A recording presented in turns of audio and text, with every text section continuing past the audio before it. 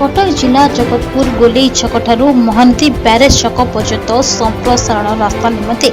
आज दिन 10 घटिकार उच्छेद प्रक्रिया आरंभ होता। यह दृष्टि रखी व्यापक परिमाण पुलिस मुतयन थे स्थानीय व्यवसायी और बासिंदा माने घोर विरोध करते। उच्छेद प्रक्रिया रे प्राथमिक स्तर में स्थानीय आईआईसी थिबा बेले कोनोसी उच्च पदस्थ अधिकारी पहुंच नथिले। परिस्थिति अणायत होबारु घटनास्थल में जोन 1 एसपी अमरेंद्र पंडा सहित 3 प्लाटून फोर्स मुतयन होते। व्यवसायी मान अभियोग मुताबक 3 दिन पूर्व उच्छेद प्रक्रिया आरंभ होगी खबर कागज में प्रकाश पाई बेले डाकबाजी यंत्र में प्रचार करता, किंतु व्यवसायी मान उच्छेद 15 दिन पूर्व कौन नोटिस दी ना, जहाँफल व्यवसायी मध्य असंतोष देखा किसी व्यवसायी यह स्वागत करते बेले किसी व्यवसायी यह विरोध कर। व्यवसायी माने दीर्घ 1.5 घंटा काल रास्ता उपरे बसी रही निजर स्थायित्व और पेट पाटना रक्षा निमंते सरकारी विरोधी नारा देते। घटनास्थल में पूर्वतन विधायक प्रभात रंजन विश्वाल पहुंची प्रशासनिक स्तर में आलोचना कर व्यवसायी मान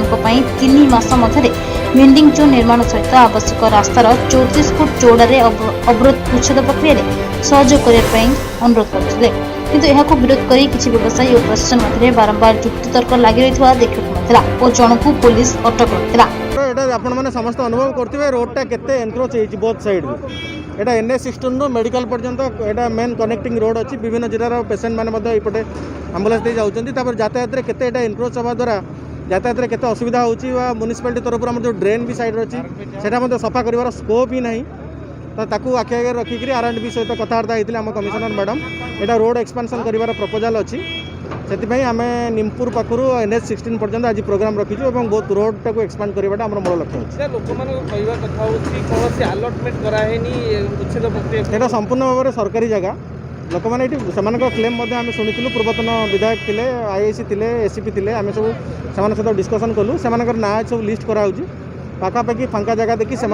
पाखापाखि बेंडिंग जोन व्यवस्था आम करूँ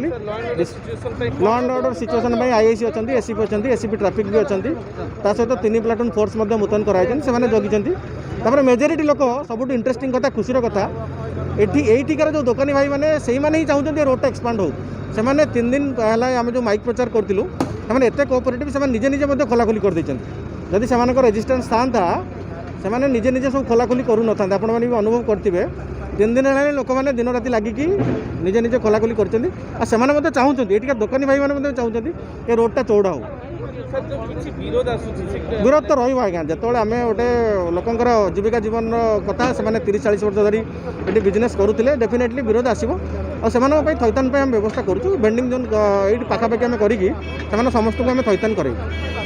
आज जो संप्रसारण उच्छेद प्रक्रिया आरंभ उच्छेद प्रक्रिया ठीक अच्छी आम स्वागत जनाऊँ उच्छेद पाइका, किंतु जो जिनसा है आमको सी आगुरी नोटिस करवा कथा नोटिस द्वारा आम माने जो बिजनेस वाला बेपारी सब भाई मैंने आमर अच्छा सी आगुरी सब जिनस फिनस कारण बहुत लोन उधार उधार करके सब दुकानटा निज पेट पाटना करते मागुले आउ 6-7 दिन टाइम भी दे सी जिनस सब उठा उठी करके नहीं जाते सी निजर जति माने भेंडिंग जोन हो कि आपंकर जहाँ गोटे आम कम्प्लेक्स हो तापर आम ऑफिसर माने देइथले से टिके खुशी मुक्त होइतांते। 3 मास आगु अलर्ट कराइतला ना 3 मास आगु अलर्ट जमा हेनी 2 दिन है गाड़ी बुलीथला से भी जो गाड़ी बुलीथला से साउंड भी साउंडलेस लोक मानक भी सुबा जाइनी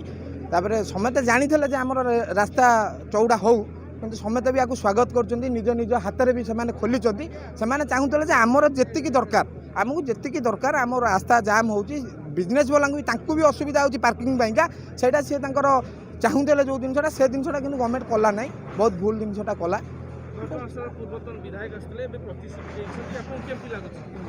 विधायक तो सब बेले आम सांगे अच्छा सब अच्छा जी भाई मैंने अच्छा समस्त भी विधायक को भल पाती तो ठीक अच्छे तथापि समित पेट पाटना जदि जिनसा आउ टे डेवलपमेंट होता जदि सांगे सांगे आर धर रास्ता सांगे सांगे हो जाता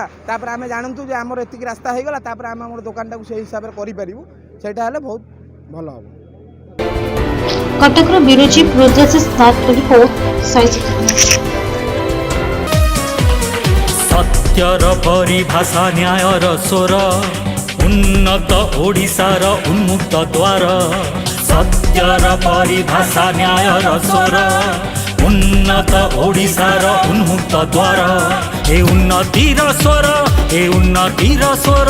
ए उन्नतिर स्वर।